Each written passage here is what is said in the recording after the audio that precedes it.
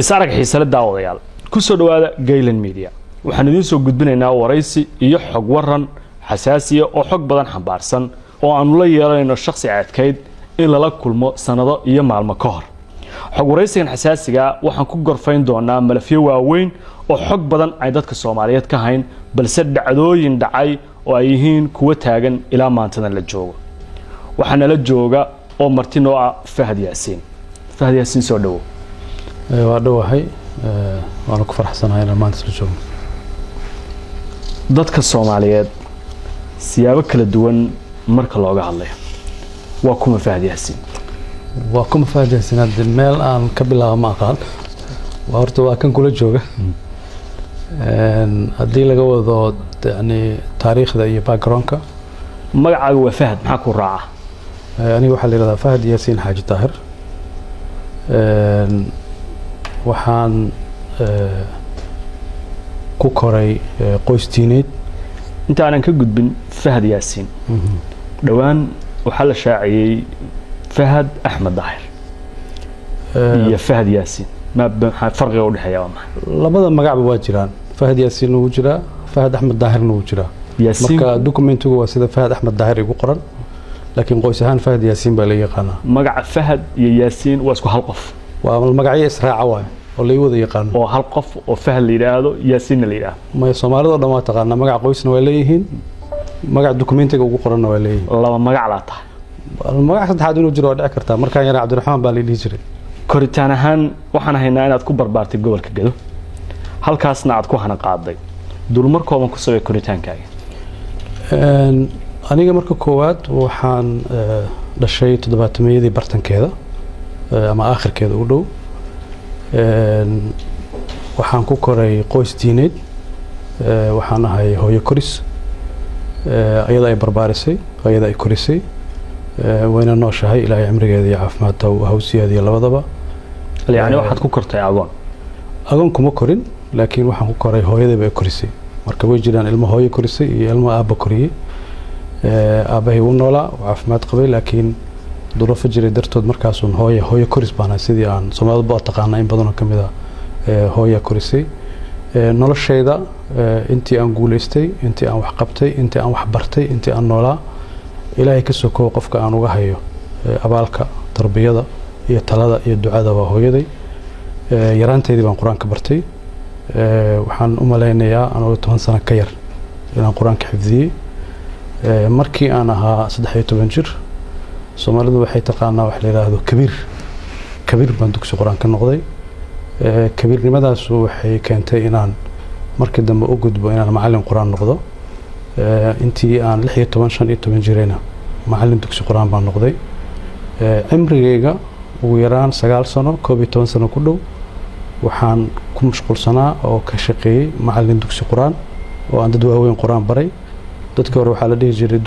dugsi hebel buu kiciyo laakiin marka baadiyaha la joogo magaalada marka la joogo dad ba quraan la baraa waa loo dhameeyaa dana kuwa kale la baraa yani Fahad waa macallin dugsi quraan waa soo maray noloshaygu bilowgeedii waxaan ka bilaabay dugsi quraan inaan macallin ka noqdo waxaan aaminsanahay in noloshaydu inay guuleysato ay laba shay asaas u tahay waalidkay oo hooyaday kow ka tahay iyo noloshaydu inay quraan ka soo bilaabatay 9 sano ku dhawaad oo cimrigayga marna isku jir waxaan ahaa imaam masaajid oo salaada si joogto salaad tujinay taraawiixdana tujinay sidoo kalena macallin dugsi quraan ah dugsigaas iyo masaajidkaas xagee ku yaala meel kala duwan oo ku yaalay Kenya ku yaalay Soomaaliya ku yaalay xataa markaan jaamacadda dhiganay jaamacadda waxaan ka ahaa macallin quraan waa maasan tahay da'daada koranimo intii aad ku jirtay waxaad u safartay Yaman ma jirtaa Yaman waan ku soo waday waa markii dambe oo aan waxbarashada qaybteedii jaamacadda aaday jaamacad leeyahay jaamacad Iimaan ardadii ugu horeysay oo sanadkii labaad markii jaamacadda la aasaasay dhigatay baan ku jiray jaamacadda muddadeedu waa dheeraa ma aanan awoodin inaan dhameysto sanado maxduud ahaan dhigtay oo taas igu kaliftay markii inaan mar dambe maxaad baratay markaa waxaan bartay maado isku dhex jirta waxa la yiraahdo culum insaaniya marka maadooyin shariicada islaamka ah iyo maadooyin taariikhda psychology-ga cilmiga bulshada juqraafiga isku dhex jira waa kulli mana aadan dhameysan insaaniya ma aanan dhameysanin qayb kamid ah dhigtay laakiin jaamacad kale mar dambe ka dhamaystay. kasakow in waxbarashadaadu ay qoys diimeed ka soo jeedo oo sida dadka Soomaalida in badan oo kamid ah ay ogtahay ama siyaabo kala duwan loo wariyo haddana aad waad sheegtay in qoys diimeed ka soo jeedo Yaman maxaa kale ka soo qaadatay oo dhaafsiisan waxbarashadaas jaamacadda xerow baan ka noqday waxyaabo diinta kutubada qaar oo culumaan ka akhristay waxaan xaadiray muxaadarooyin culimo waaweyn oo adduunyada kamid ah sida Sheekh Muqbil Haadi Alwaadici Sheekh Maxamed Xasan Daddo oo hadda caalim weyn oo Mauritania sharaf weyn ay ahayd culimadaas waaweyn inaan arkay ayagoo muxaadareynaya waxaad ahayd xerow salafiya oo culimadii kala duwanaa ee Yemen joogay ee fikirka salafiga islaamiga aaminsanaa ka soo tacadufay fikirka salafiga waa ku koray aniga waxa xataa aan doortay ma aha markaan aqliyeystay hooyaday way xijaabneed Fahad waa wariye inta aanan dhowr su'aalood oo kale aan u gudbin Fahad ma leeyahay xirfad kale wariyanimo xirfadeeda kale waa macallin quraan wariyanimo iyo macallin quraan xirfad kale ma jirto xirfadda saddexaad waa siyaasad hayaanka wariyanimada isaga goorma soo bilowday waxaan ku galay waxaan la yiraahdo afka carabiga lagu dhaho hiwaaya dookh inaan jeceshahay 1996 95 aakhirkiisii baan bilaabay artikalo qoraalo yaryar inaan qoro 2000 markii la soo gaarayna waxaan bilaabay inaan Somali Talk website la yiraahdo aan ka mid noqdo dadka wax ku qori jiray muddo 6 sano ku dhawna editor baan ka noqday website-da Soomaalida kuwa ugu horeeyay ugu saameynta badnaa buu ahaa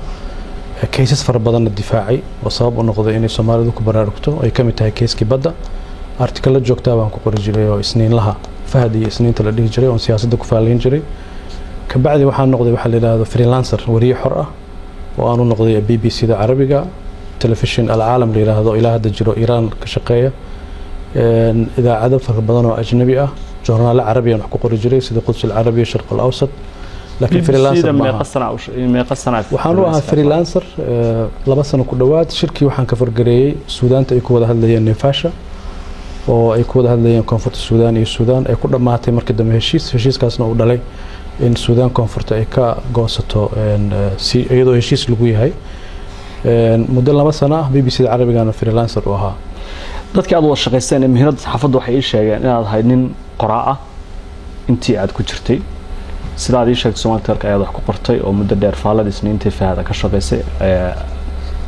television laba television oo kale waad sheegtay qoraal dambe ma qortay oo aan ahayn xilligii saxaafadda ee aad halkaa ku qori jirtay cilmi baaris aan qoray markii aan saxaafadda ka wareegay TV inta aan cilmi baarista aadin ma waxaan wax ku qori jiray oo markii aan heshiis shaqada Jazeera bilaabay waa mamnuuc inaad qorto qoraal contractiga ku jirta qoraal ra'yigaaga ma qori kartid qoraalada aad kaydisay ee ku jira maanta baraha kaydka xilliga aad ku qortay Soomaaliya Telecom soo soo qaadanay faalada isniin tahay waxa ku jira maqaalo siyaasadeed oo ka hadlayay xilligaas marxalada taagnaa waxa kamid ahayd soo galitaanka ciidanka Ethiopia ee Soomaaliya waxa kamid ahayd doorashadii dawladda ku meel gaarka ahayd ee Kenya lagu soo dhisay oo aad ahayd wariyaashii tabinay qoraaladaas maanta marka aad aragtid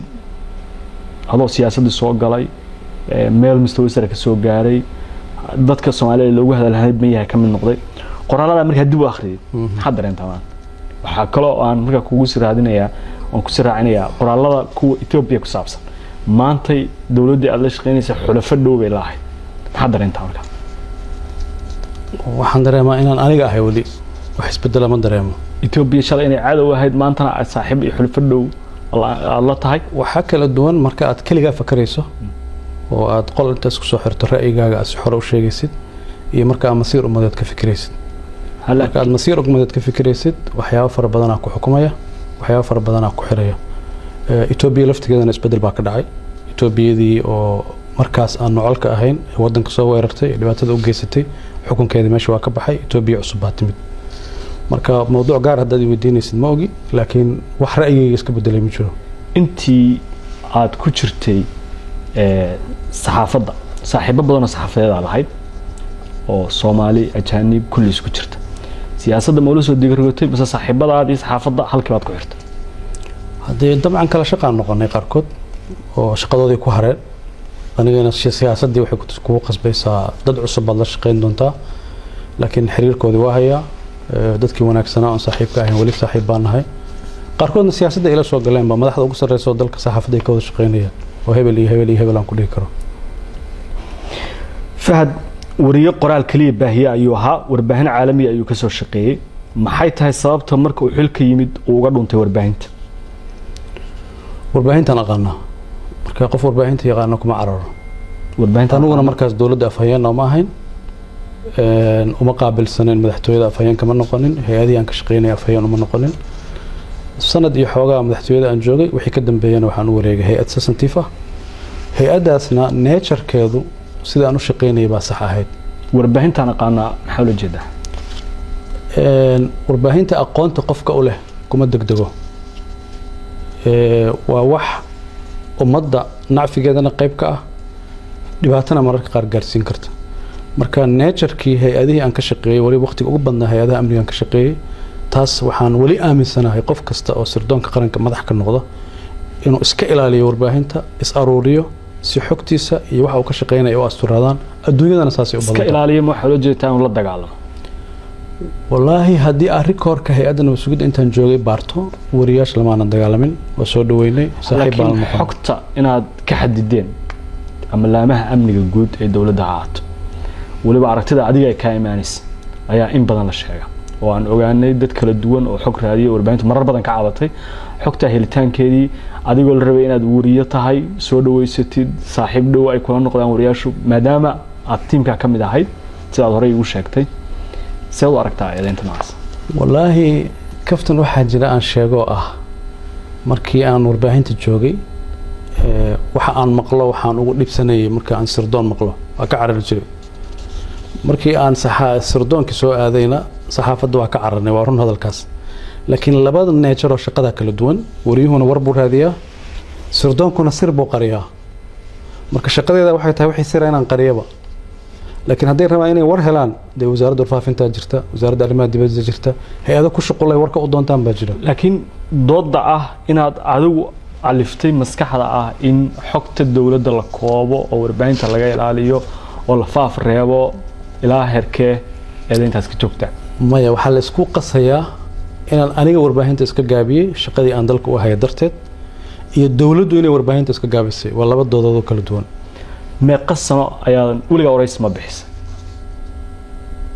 waraysi waa qaadi jiray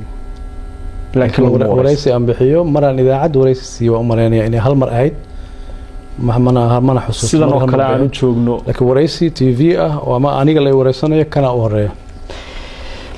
الجزيرة انت سنة كشغلينيس قيبتا ورارك marka laga hadlayo isku dar jazeera dhan waa network walaha jazeera shabakada jazeera waxaan u shaqeeyay taqriiban 12 sano oo xiriir ah waxaan ka soo bilaabay wariye waxaan ka soo bilaabay inaan noqdo madaxa xafiiska aljazeera ee Soomaaliya haddana waxaan noqday madaxa xafiiska aljazeera ee geeska Afrika 7 sano ka bacdi ama 6 sano iyo bar ka bacdi waxaan u wareegay qayb kale oo aljazeera kamid ah markas jazeera lidaraasad oo qaybta cilmi baarista ah oo markii u horeysay la sameeyay in Afrika gaaraan bariga Afrika aan aniga wakiil uga ahaa cilmi baaris xoog leh baan sameyn jirnay qaarna aniga aan qori jiray qaarna aan dad u xilsaaran jiray هذا إلى heerkaas inaad noqoto qofka Afrika laga qaato macadka cilmi baarista ee aljazeera aaminaad heerka leh fahad muxuu kasbaday waxaan la mid ahay dadka kale aljazeera u shaqeynaya meel qof aljazeera dalacday kaliya dalacday laakiin Afrika Soomaali marka laga hadlayo Afrika laga sii hadlayo waa qofka kaliya ee aljazeera ah ila mustawaha Soomaaliya waxaan ahaa qofkii ugu horeeyay oo Soomaaliya oo aljazeera u shaqeeya qofkii ugu horeeyay oo aljazeera u shaqeeya anigu ahaa maybe in la abaal mariyay shaqadeeda ay fiicneed wariye ilaa iyo cilmi baaro u shaqeeyay TV-ga aljazeera ayaa noqotay kadib dawladda Qatar aad ayay kugu kalsoonaatay waxaana noqotay qofka ay kala hadasho malafkeeda ama arrimaheeda ku wajahan Soomaaliya warkaasi ma runba waa goorma ka hadlaysaa markaan wariyaha miyaa ka hadlaysaa mise markaan siyaasadda soo gasho wariyanimadaadii markaan ku koobno siyaasadda waan aadi doonaa laakiin wariyanimadaadu waxaa noqotay geedka albaabka dawladda Qatar marka ay doonayso inay ka ogaato macluumaad kala duwan xaalka Soomaaliya iyadoo ay dawladihii dhisan yihiin ama ku meel gaar ah ama dawlad joogta haate qofka lala xiriiraya inuu faham noqdo saameyntaas sidee fahad ku keen ani ma aqaan xogtaas meesha ka heshay dawladda Qatar aniga waxaan kala shaqeynayay Al Jazeera ay dawladda Qatar iska leh ayaga maalgelisa hadda ka hor baan diblomaasi weydiiyay waxaan ku iri inta wariysi aan u shaqeeyo masaafada u jiro dawladda Mareykanka baan u jiray dawladda Qatar marka cidaan u shaqeynay Al Jazeera ahayd not dawladda Qatar Al Jazeera dawladda Qatar iska leh hadii CNN ba Mareykan ba iska leh marka qofka CNN u shaqeeyo dawladda Mareykanka u shaqeeya waxaan ma jiro xiriir fahad iyo dawladda Qatar intii wariyaha ahaa ka dhaxeeyay oo ay u soo martay arrimaha Soomaaliya iyadoo aan dawladda Soomaaliya soo marin isaga soo wakiilay hal qof oo mas'uul ah dawladda Qatar ka tirsan ilaa dawladda Soomaaliyeed aan mas'uul ka noqday lama kulmin waliga lama kulmin waxaan la kulmay waxay ahayd Al Jazeera iyo cidda madaxda ah xuduud kale oo ma gudbeenin waxaan u maleynay ayaga laftigoodana wariye oo baahneenba way haysteen mechanism kale wax ku raadsadaan fulay xantis ma mooga Fahad Yaasiin yaraantaadii ma ka mid noqotay dadkii ku tababartay macskaraadka iyo xeriyihii military ee ay kooxaha islaamiyiinta Soomaaliya lahaayeen tababar nooca ah military ma ka wada ma waliga ma galin macskar xerowga marka ahayd xilliyadii 90aadkii oo ay Soomaaliya saxawaadku aad u soo kobceen ay doonayeen xukunka Soomaaliya in loo bedelo islaami inaad ka mid noqotay ma jirto qaybta aad weydiinayso waa mucaskar iyo tababar waliga ka mid noqon xero military ma galin xero tababarna ma galin waligeena ka dagaal ma galin markii wariyaha aad noqotay ama qoraal ha ahaato ama muuqaal ha ahaato ama imaadaba xilligii muqaawamada aad baa u firfircoonay dhiig badan baa u haysay dagaalkii socday ee Itoobiya looga soo horjeeday maxay ahayd waxa goonida xiriirka ku riixay shaqada wariye aan ahayn qadiyad ahaan baan u rumaysnaa ciidanka Itoobiya dalka Soomaaliya mid inay ka baxaan sida darteed xamaasad dadka ka badan baan u hayay marka wariynimadeeda waxa shaqadeeda kamid ah inaan dalkayga ku difaaco marka xilligaas dalka xaqiiqada sheego markaas laakiin dalkaaga difaacis waxaad aaminsanaynahay taa xuruudir dalkiisa lamid ah sida nin ka dagaalamay xoog dirir oo qori qaadanaya ma ahayn laakiin wariynimadeeda waxaan ugu adeegayay ummadda Soomaaliyeed ciidanka ajnabiga ee u yimid inay ka baxaan waana u taagnaa wayna dhamaatay markii aad wariyaha noqotay xiriirka kooxaha islaamiyiinta aad la siyaaratay ilaa heerkee gaaray hada su'aasha sida u dhigaysa ma aqaano wariye waa inuu xiriir la yeeshaa cid kastoo niyo samayso si gaara kooxaha islaamiyiinta ee Soomaaliya Salafiga ee dagaalamay ee aaminsanaa ma inta aniga wariyaha Salafiyadu awood military ma lahayn marka aan wariyaha noqdo caalamiga noqday oo wariyaha Al Jazeera aan gaaray Salafiyadu awood ma lahayn hadda maxkamadaha u jeedo ma ogi xilligii ay Soomaaliya Al-Ittixaad Al-Islaami ka hirgashay ee ay xoog lahayd ee ay gada meel kamid ah maamulisay ee ay qow iyo boorsax saldhig military ku lahayd ma ka mid noqotay Al-Ittixaad Al-Islaami su'aasha xoogaa sida u dhigayso khalad yar baa ku jira xilligii ay isfaafinayeen ka mid noqotay oo mucaaskaraadkaasi waxaas ma gashay mise Ittixaad ma ka mid noqotay laba su'aalood bay kala tahay marka taa ay weydiinayso Ittixaad ma ka mid su'aasha hore mucaaskaraadka waad ka soo gudubnay waxaan ku weydiiyay ma ka mid noqotay Al-Ittixaad Al-Islaami Al-Ittixaad Al-Islaami waxa ka guda weyn Salafi horta manhajka Salafiga waan ku barbaaray waan ku koray tarbiyadeedii qayb kamid ah waaye kutubadii horeysay oo akhristay ayagay ahaayeen waana hadday ku yiri markaan aqliyeystay hooyada iyadoo xijaaban baan aqliyeystay marka ururka Al-Ittixaad Al-Islaami wuxuu kamid ahaa ururadii ugu waaweynaa dalka jiray jiilkii dhalinyarada ahaa markaas soo kacday badankoodu waxay ku biireen ururada islaamiga ah ama xarb ay u noqdeen aniga waxaan kamid ahaa dhalinyaradii ku qanacday manhajka Salafiga ah ku qanacday ururka Al-Ittixaad Al-Islaami xubin ka noqday darajooyin sarsare waliba ka gaaray وانا كفانا الى حقيقات درجان marka laga hadlayo al-Ittixaad Islaami nidaamkooda sidoo u dhisan yahay waa very complicated hadda ma ka gaar inaan sharxo laakiin waxaan gaaray inaan noqdo waxa la yiraahdo ra'iis iqliim gobol inaan madax ka noqdo gobolkee ah gobolka madax ka noqdo ma raba hadda inaan sheego al-Ittixaad Islaami way burbureen hubkana way dhigeen waxayna noqdeen urur silmi ah oo si siyaasadda iyo iqtisaad dhaqaalaha iyo waxbarashada siyaabo kala duwan maamula waxyaabaha ugu weyn maamulana dhaqaalaha ayaa kamid ah siyaasadana saameyn ku leeyahay ma jirtaa marka kadib al-Ittixaad Islaami ka wareegan magaca al-Icsaam bigtaagu sunna ay aadeen ka mid noqotay xarakadan dambe xarakadan dambe lagama mid noqonaynin xubin ahaan yani nin walba oo itixaad xubin ka noqday laakiin golashu waxay leedahay golo fulineed ay leedahay maya yani waxaan u jeedaa qof kasta oo itixaad xubin ka ahaa markii magaca la bedelay magacaas uu guuri marka aan ictisaam kuma biirin ee ururkii baaba guurayba wuxuuna ka yimid urur tajamuc la yiraahdo oo waqooyiga Soomaaliya ka jiray iyo al-Ittixaad al-Islaami baa isku biiray labadoodii markay isku biireen baa waxa ka dhashay magac cusub oo al-Ictisaam la dhaho markaas ka bacay dad badan baa ka baxay oo urur rag kala furmay kooxo kala soo biiray ay ka mid yihiin kooxaha maanta saxawaadka jooga Soomaaliya jooga Islaamiinta markaas aduu meel dhexe istaagtay labada dhinacna kuma dhinacyadii kala duwan dhinacna kuma biirin maya ma ay fahmin waxaan ku yiri aniga itixaad baan ku biiray itixaad iyo tajamuc baa isu yimid ictisaam bay la baxeen su'aasheedu waxa weeye ictisaam ma ka mid tahay maanta mise ka mid hadda su'aasha ma furnaba ururkii aan ka tirsanaa baa ictisaam noqday marka ma waad ku jirtaa hadda ma ku jirtaa iyo kuma jirtaa uma baahnid Fahad hiwaayadiisu waa maxay hiwaayadeedu waa akhris أنا وحخريو أنا وحبرتو مرة ربنا سيريس هذا مرة والبقى سيريس إن أنا هذا مرة بجد بنا هاي نور شيء ضرن مركب واحد بدنا ضدكم يكون مشغولان ما نرجع لي ما نكون مشغوله هي سامر يسته ما هي ما نجيسته بروني ما أنا بروني ما أنا عيار ولا جاي الله هي ولا بروني ما تعرف ولا جاي مع عيار ما أدي جد أنا مرة يلقط كل رفت ما قرنا لكن بروني أملا بسنين ما داونين weligay ma daawanin shaleemana weligay ma gelin markaad rabto inaad chance haysatid oo nasatid intii siyaasadda aad ku jirtay maxaa ku nasataa wax baan akhriyaa ama buug baan akhriyaa ama article aan akhriyaa wax baan akhriyaa waxaan ugu jeclahay ku raaxaysto waa akhris buugta aad akhridid kuwa ka hadlaya hogaaminta siyaasadda yaa soo dhigataa waxyaabaha ugu badan oo aan akhriyaa aniga waa taariikhda ولي بتاريخ الإسلام كانوا وجعلها سيرة النبي عليه الصلاة والسلام تاريخ الإسلام كسو حكتي الدولة العباسية الدولة العثمانية الدولة الأموية تربية أقوى ناكسن أو سياسة لقد هنكرن وحن واهستان تاريخ الإسلام فهد أدب سكري طبعا كيستنا إلى صعداف مرات دف ينادر أو صورة لقاه المويان aad ay u adag tahay in la ogaado ama ay adkaatay sawiradiisa oo fasaaxa iyo muuqaaladiisa iyo wareysidiisa in la arko maxaa ku dooratay inaad qalis inaan banaanka u soo baxo muhiimad ay leedahay ma garaneyn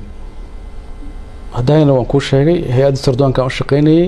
wali waan aaminsanahay qofka hadduu sirdoon yahay inuu is aruuriyo intaadan sirdoon ka noqon ka hor ayaad go'aamisay inaad dhammaan isqalisid sooma maya haddii ani dawladda waxaan u shaqeynayay 5 sanaba kahor dawladdu ma shaqeynin kahor laakiin markaaga hore sawirada iyo macluumaadkaaga way koobnaayeen sooma 10 sano ay ugu dambeeyay soo aniga wariyaha ahaayo 4 saac jaziira ka hadli jiray oo 4 saac wareysi qaadi jiray oo mar walba TV-ga live soo gali jiray markaas ay isku qariyay baraha bulshada ma isticmaashaa socialka waligay ma furanin waliba fursad fiican aan uga faa'iideysan karo account Twitter oo aniga aan leeyahay ma jiro account social media oo dhan Facebook aan leeyahay ma jiro waligayna ma furanin wax kasta oo social media oo magacayga ku qoran oo munaasabad fiican aan uga faa'iideysan karo aniga mali waligayna ma furanin ku tala jirtaa haddana furat ilaa hadda fikirkayga wuxuu ii sheegayaa inaan furanin waxaan aaminsanahay qofka maskaxdiisa inuu asaga maamusho maskaxdaadu haddii dad kale kula maamushaan waa khatar weyn sidaa darteed social media dadka waliba waxaan dhahaa ha ogolaanina in maskaxdiinu shirka noqoto guri furan oo cid walba soo gali karta inay noqoto Fahad dadka Soomaalida dad badan ayaa jecel inuu u noqdo qof ay ku daydaan tusaale ahaan marka laga hadlayo qof saameyn badan ama dawlad ha ahaato ama ha ahaato sida uu u dhaqmayo iyo sida marar badan iyadoo aad loo dhaliilayo loo maagayo waxa badan laga sheegay qarsada oo aamusa maxay tahay waxa adeegsatid ee gaarka siyaasiyiinta kale ee Soomaalida maanta markii la dhalay Brito calaya siyaasiyiin ka jawaab adiga laakiin aamuska maxaa ka faa'iido wallahi dee waxa suuragal ah stiil khibradan saxaafadda oo leeyahay inay tahay in la iska daba qayqayli waxa ma soo kordhinayso waxa fiican hadalkaagu inuu munaasabad leeyahay waqti uu ku aadan yahay waqtigaasna uu nacfi u leeyahay qodobka labaad aamuskayga aniga ma ahayn waxa aan kaligay doortay shaqadeeda qayb ka ahayd marka nin sirdoon oo shir jir ay taagan waligeed lama arkin Soomaaliya ka dhici jirtay wax saxana ma ahayn in aan aniga idaacad soo istaago oo aan ka hadlana munaasabadeediiba ma hayninba chief staffka marka aan hayna madaxtooyada afhayeen bay lahayd marka ma jirin sabab inaan soo istaago aan idaacadda ka hadlo waxaan rabaa inaan soo gabagabeeyo qaybta ku saabsan waa kuma Fahad Yaasin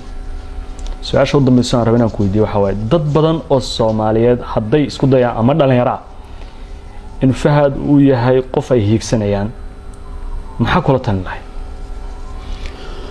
saddex shay baan kula talin lahaa marka koowaad hadafkooda iyo shaqadooda inay isla haato hadafkay u socdaan iyo shaqadooda inay isla haato midda labaad moralkooda damiirkooda iyo shaqadooduna inay isla haato midda saddexaad waalidkiisa inuu ka duceysto hadday nool yihiin su-aal kale ayaa igu soo laabatay waxaa lagu sheegaa nin run badan aamin ah ka go-naansho leh saxda walahi aniga waa sax ma dhihi karo laakiin waa dadaalaa intaan ku dadaali karo waa dadaalaa qofkii aan siyaasad ku ballanno inaan ilaaliyaan isku dayaa waqti badan geliyo xataa haddaan ogaa inaan ku khasaarayo waan raacaa ballantii aan ballan waa inay ugu dhacday marar fara badan dad ballan la galay siyaasad la galay anoo og in meeshaas inaanan ku guuleysanayn laakiin shakhsiyaddeeda inay iisoo harto waa meesha aan ka dhaho marar badan siyaasadda iyo qofnimadaada yaysan iska kaa raacin qofnimadaada ha ku harto aad baad u mahadsantahay Fahad Yaasin qaybtii ku saabsanayd waa kuma Fahad Yaasin waan su'aalo badan ka weydiiyay haddaad ii ogolaatid waxaan jeclahay inaan ka gudbo fadlan una gudbo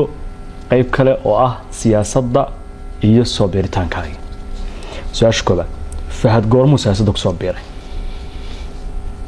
والله وحاجة ده ثيري لده صحفيك هي سياسة ودرس هذه هذا السياسة ده مسافير بأوجرتها مركا وحي أنك شقينا إنه ورينا إنه ودعوين كدعوين سياسة ده هيد هذه أنتي سياسة الصومالي أي ساعتين بدن كده وكل حاجة مر أرتكل بنك قرية مروا وريني مر سياسيين تان للجوج لكن هذا تحل دولة ذات قرما قبتي لو كوني تدبي تبان كيف قبتي oo shaqo dawladeed soo galay markii kuugu horeysay oo si toos ah aad siyaasadda ula soo fargashid ama waxa Soomaaliga loo Soomaaliyeeyay saamilayda siyaasadeed goormay ahayd waa doorashooyinka u dambeeyay dalka 2012 September waxa la doortay Soomaaliya Xasan Sheekh Maxamed doorashadii ugu horeysay ee Muqdisho ka dhacday waxaan ogaaday macluumaadkuna ay xaqiijiyeen inaad ka mid ahayd dadkii Xasan Sheekh ku qancay inay soo dhisaan oo madaxweyne ka dhigaan oo ololahaas qayb ka noqotay sax miya ololihii madaxweyne Xasan Sheekh 2012 qayb baan ka ahaa lacag aad ka soo qaaday dawladda Qatar in Xasan Sheekh Maxamuud la siiyay oo madaxweyne uu ku noqday 2012 ayaan haynaa macluumaad la xiriira saxba bisma inaad ku qancisay dawladda Qatar inay taageerto madaxweyne Xasan Sheekh si uu madaxweyne u noqdo ma wax xaqiiqa ma waxba oo marka wariyaan baahaba marka uma baahneen ba lacag laakiin waxa kamid ahayd kooxda ololaha madaxweyne hadii ololaha waxaan uga noqon karaa maskax waxaan uga noqon karaa connection waxaan uga noqon karaa dadka inaan u qanciyo oo u sheekeeyo oo saaxiibo u abuuro laakiin warbixintaas wax faafay waa Soomaalida dhexdeeda ku faafay xaqiiqana kuma dhisna totally wax ka war faafay oo aan salary raad lahayn waa ma jirto هذا وابا كو إريب ورفع فنسل إيراد لهين واي ما أنا أباهنين با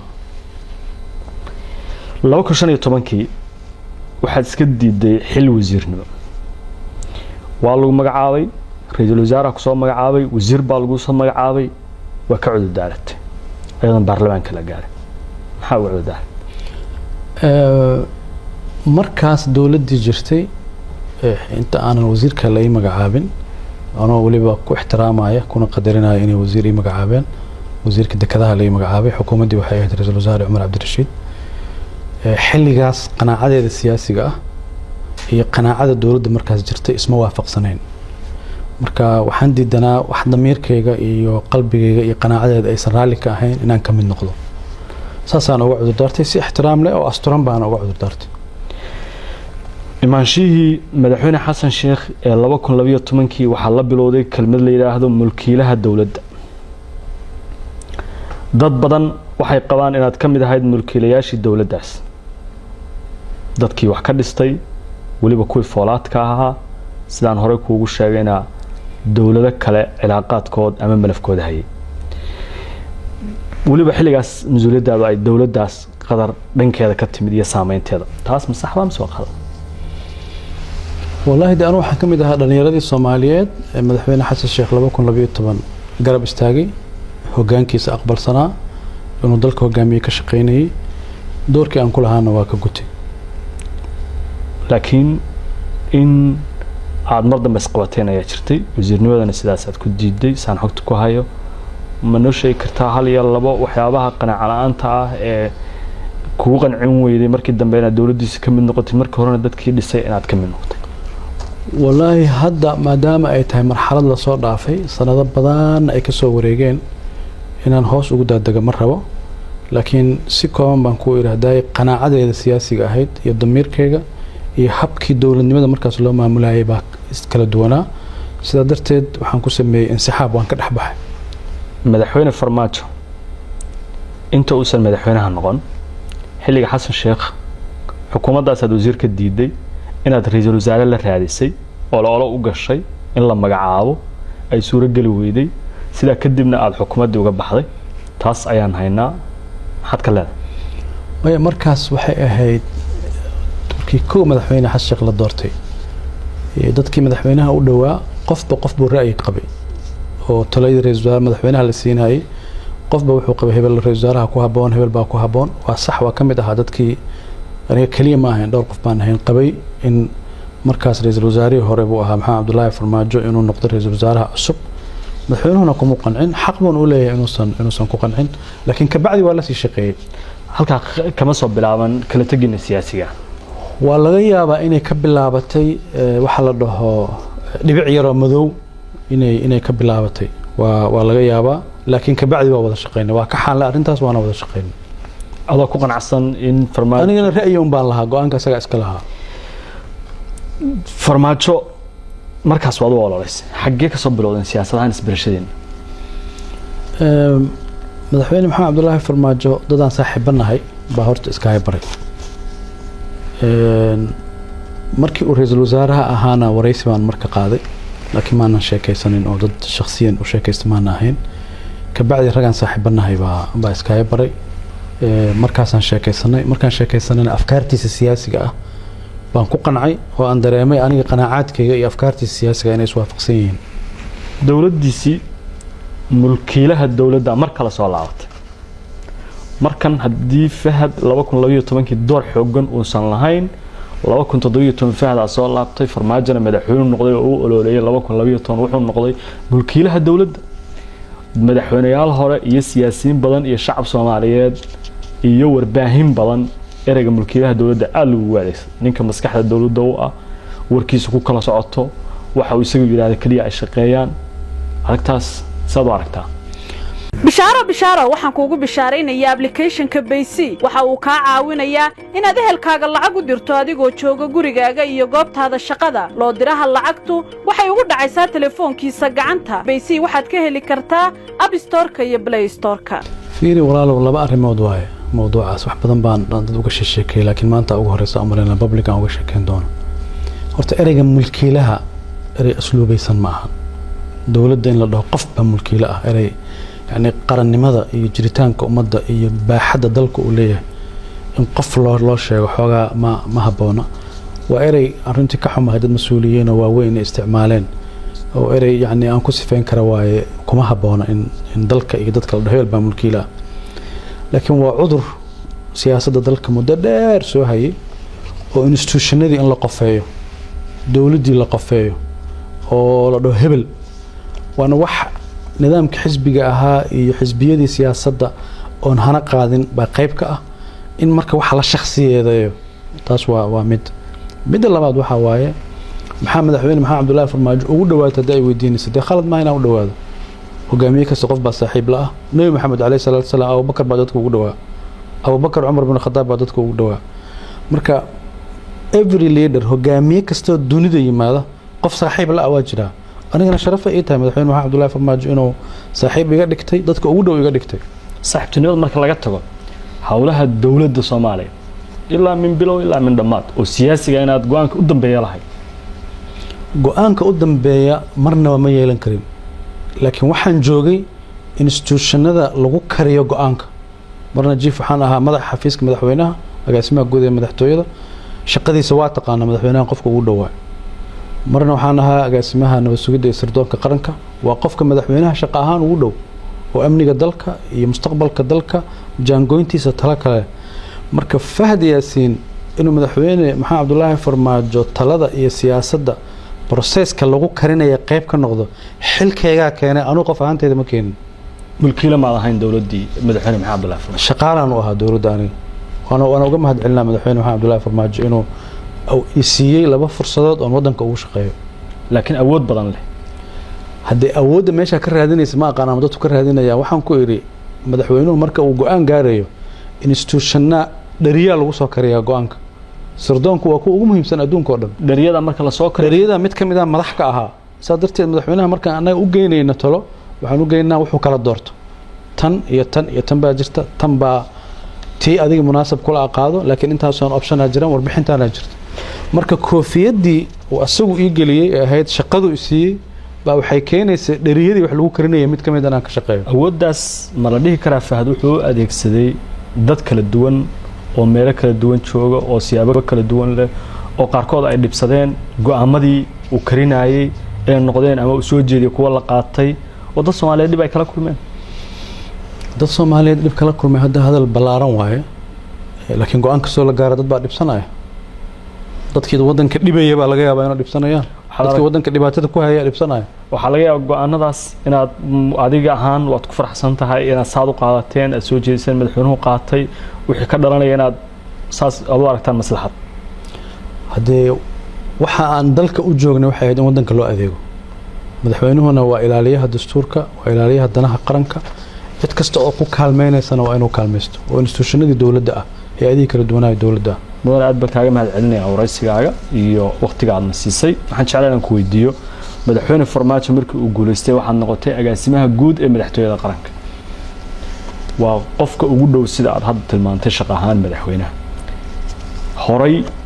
waxaad u diiday wasiir xukuumadeed oo xasaanad leh oo baarlamaan ansixiyo oo shaqo qabta wasiir iyo agaasimo guudna way kala sareeyaan nidaamka dawliga marka laga hadlayo tii hore waxaad sheegtay inaad ka cudur daaratay darajo ahaan waxaa sareysay wasiirka agaasimaha hoose maxaa ku kala dooratay waan ku sheegay waxaan ku iri qanaacadeeda siyaasiga ah iyo afkaartii madaxweyne maxamed cabdullaahi farmaajo iswaafaqay markay iswaafaqeen marka wadanka inaan u shaqeeyana aan go'aansaday shaqadii uu ii dirsadaan qabanayaa shaqadaas waan iga dirsaday agaasimaha guud ee madaxtooyada uu noqdo ana ku qanacday waraali iyo nus baan ku ahaa waana ku faraxsanaa madaxweynahana waan uga mahadceliyaa mar walba waxaan rabaa inaan u gudbo intii xukunka aad joogteen nabad iyo nolol Fahadna uu ahaa agaasimaha guud ee madaxtooyada ama taliyaha hay'adda nabad sugidda iyo sirdoonka qaranka ama agaasima ku-xigeenka hay'adda saddex dawlad goboleed ayaa madaxdooda isbedel siyaasadeed ku yimid doorashooyin ka dhaceen madaxweynayaal la doortay madaxweynayaashaas waxa la aaminsan yahay adiga Fahada ee maanta aan is hor fadhino inaad lahayd door xoogan oo ku aadan sida xukunka ay ku yimaadeen masax baa arintaas qayb baan ka ahaa dawladda Soomaaliyeed oo markaas jirtay oo madaxweyne maxamed cabdullaahi farmaajo hogaaminayay aniguna aan mas'uuliyiinteedii ka mid ahaa doorashooyinka dalka ka dhacay ra'yi bay ku lahaayeen qof baa la fiicnaanayay qofkaasay taageerayeen qofkaas inuu guuleysto ka shaqeynayeen marka maamulkii markaa jiray shaqadii aan hayay qayb ka mid ah waa صح inaad dowladda farageliseen madaxweynayaal soo doorteen dawladdu aragti ka yeelatay horta faragelin ereyga la dhaho sax ma ahan anoo ajnabi ma nihin madaxda dalka aan ahayn laakiin qof madaxa lama dhaho waxba farageliyay waxaan u gudbayaa malafka shaqadaadii amniga ee NISA haddii aad ii ogolaato oo ay ka buuxaan dhacdooyin waaweyn oo dadka Soomaaliyeed ay siyaabo kala duwan aragtiyo uga haystaan hay'ad xogteedu kooban tahay macluumaadkeedu aad iyo aad dadka Soomaaliyeed xog badan uga hayn haddaad ii ogolaatid oo aad diyaar u tahay inaad si gabasho aan lahayn aad uga jawaabaysid su'aalaha aan ku weydiin doono waxaan diyaar u nahay malafka inaan furno soo dhow ogosha soo dhow mar haddaan waraysi ka ogolaado waa inaan ogolaado su'aalaha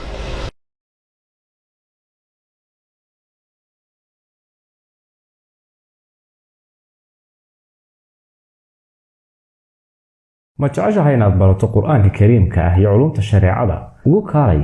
markaska